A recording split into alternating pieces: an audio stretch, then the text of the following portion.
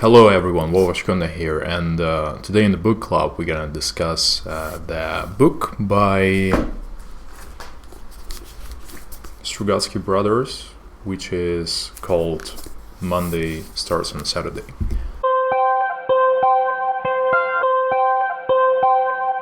And basically this the name of the book, the title of it is The Allusion to the Work Ethics of the Actual Scientist Workers. And weekends they feel like something unnecessary and they eager to continue their work forever, so they just looking forward every Friday evening when they need to leave to actually get back to work on Monday. Okay, so as you may have guessed already, the book is about the scientists, and it is not about the actual scientists, as it's going about the National Institute of Technology, Witchcraft and Thaumaturgy, basically the research facility center institute that actually of course never existed.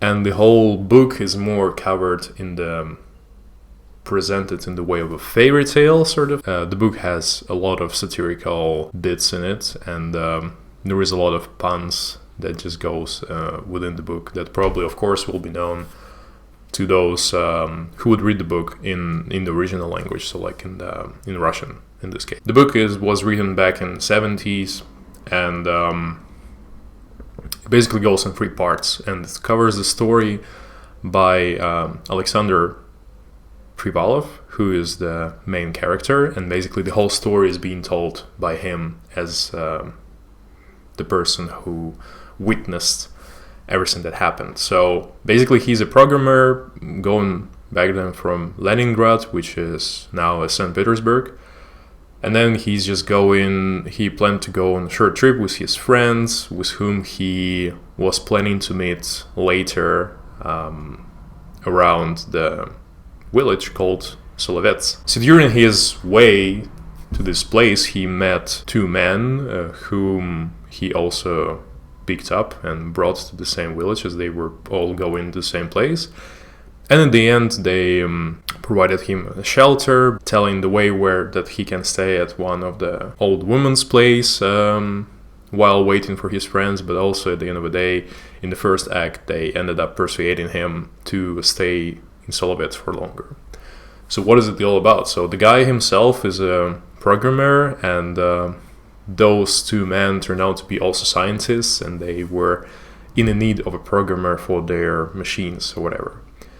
And as much as Alexander was staying at that woman's place, the whole mystery and wizardship thing started to unveil for him. He basically met a lot of characters from the Slavic Russian folklore, so like from all the fairy tales like Baba Yaga and Zmei Gorinich, or from also the literature. And basically he was living the whole fairy tale while almost being a friend that he's going crazy. And it's all going about, and like the first act was pretty much focused on the main hero trying to understand what is going on and where he actually ended up being, and that he was pretty much sleeping on a magical sofa, which was quite an interesting concept to have. And then he ended up touching the first magical things that he saw in it. And the whole act pretty much ends up with him learning more about this research institute, which he actually ended up joining. And in the second act, it already goes about him working there for a few months, or even not years already. So then in the second act, the guy is pretty much already, his story is pretty much being used for the critics of Bureaucracy. Like, there has been introduced way more characters. I personally wasn't actually aware or prepared of the people who were sort of famous in certain fields back in the day. You should have had additional knowledge just to understand it. So it's actually the whole satirical background that the book had was definitely like worth knowing a bit more about the subject while reading it. Even though the whole book is still considered to be like a kid's book, which is a bit weird, knowing that the whole story is definitely like, it can be treated as for kids, but to be honest, those people, those adults who would actually read the book, that would understand what it was all referring about. So, the whole idea of Alex Purvallo ending up joining this institute and then showing all his adventures, and there's been like the second act pretty much was about the critique on bureaucracy and the critique of so-called pseudo-scientists, those who are sort of those con artists who are just trying to like made something up, and because that is more suitable for the propaganda needs at that point of a time, which basically was presented in the research by Professor Bigallo, who was looking for a ideal human, ideal man, perfect man, and there were different stages. There was the one who is like miserable, always hungry man who was just basically eating anything he could, and there was this brief moment of actual satisfaction. While after this really, really short moment of finally satisfying his needs, his hunger, he continued on eating whatever he would be able to see, and it all ended up in just actual blast. So clearly it's all presented in a more comedic way, but the book was pretty much more about the way the USSR back in the days was trying to portray themselves to the people, to their people, and the way they were promising the great future, and the way it was trying to achieve that future, which was just by there was never the moment of the satisfaction. Even though the bright future was promised by all the communists, but by slowly getting a bit more and more and more, it was ending up quite clear that there is no actual ending point when the person would actually be satisfied. And that was like this professor's Bigallo, the second experiment, after which he tweaked certain things, and the fictional perfect man he made, which was already the man who would be like the most satisfied man in the whole world ever made, and after actually making a test to it, and this whole thing ending up with this perfect man almost trying to eat not just the food he would see, but just consume everything surrounding him, which of course ended up being prevented. But the whole allegory of the experiment that was presented in this particular case was mainly about that the humankind will never be satisfied. So there is no this point when after reaching certain things we'll just stop. And it's also partially a great comment towards the extractions policies of all the nature resources, and the greed that has been always present and not something foreign for a human being. It's unfortunately something that has existed throughout all times, and there is probably no actual point where we as human would believe that, okay, we reached a satisfactory level over which we wouldn't want to go beyond, because it could be dangerous, but out of our irrationality, in the sense of it could be that there is still a better way to improve things.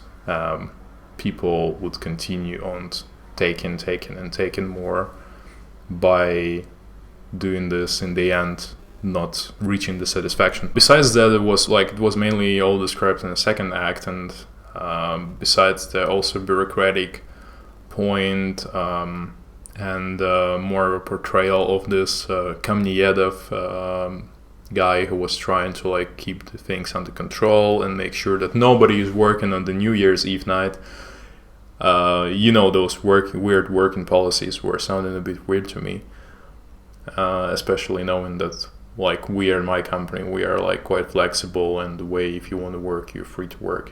That's the whole problem. And for some reason there was this annoying bureaucratic guy who was trying to prevent anybody else from working. And in the third act, it basically goes about the director of the research facility, so the Janus, who is pretty much the person who had like a clone of himself as well. And there's been like one of them is going in the front of the time while the other going like in the opposite direction. So it was a similar story to like Benjamin Button kind of situation, so when a person was living from the future to the past, and that's why he sometimes will just ask his colleagues about, oh, what did we talk about yesterday, or whatever is happening, because for him yesterday didn't exist yet, as he is going from the future to the beginning,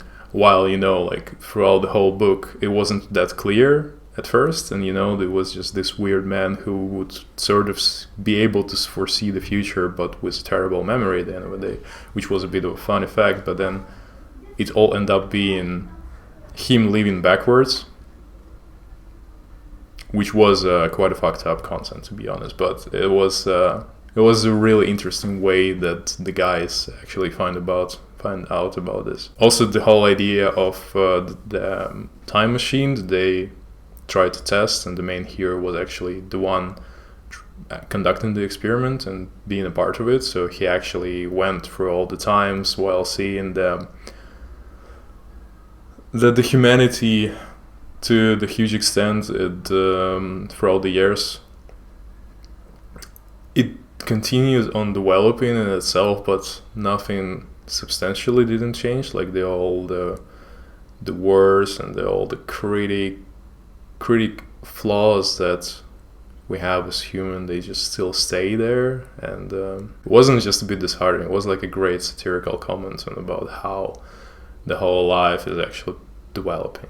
I personally liked about this book that it's trying to give you this food for thought about what is the value of us as a human being, in the sense of whether there's going to be the perfect moment for us when we like be all satisfied, or as well as the way as we as the whole humankind civilization gonna develop moving forward. And it just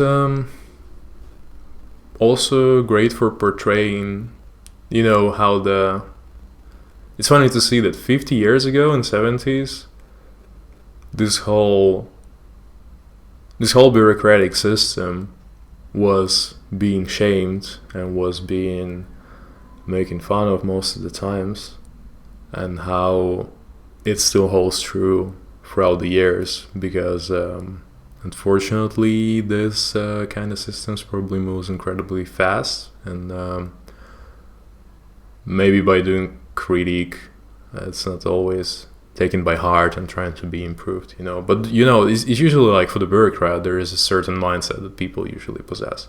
So it's not as if, I'm afraid that not in the nearest future the people like that will just stop existing. And I think the matter of work that people usually get, it's usually just just different. Maybe also make them to change their mindset and the way they view things, because I suppose as a bureaucrat you have quite different goals rather than the person who's just participating in a normal life. Bureaucrat is usually on the other team while you're trying to move forward with the things you do. Just to summarize, I think Strugatsky brothers, they literally they've been making a lot of great things in the science fiction, and this was one of the books that I wanted to read for a long time, and I'm finally happy that I actually did it. And it was funny that before it was mainly treated as a book for children, while clearly there is a lot of subcontext to a lot of things that happened back in the days in society. And the things that they portrayed there, they were really easily digestible, and it was quite a fun book to read. I know that probably wouldn't be as clear for everyone living these days, and those who didn't live in the Soviet times, and especially maybe the foreigners. I think gonna be also quite tricky to understand. But I'm pretty sure that the bureaucracy, the looking for the sense of life, the people trying to find the perfection, it's all the problems that's been common for all nations and from people from all backgrounds. And I think it's quite interesting to learn someone else's take, which is still sort of holds true throughout the decades. Thank you very much for listening, and I hope you will share what you think about the book in the comments, and maybe you'll give some suggestions on maybe what out of Strugatsky's I should read next. Thank you very much.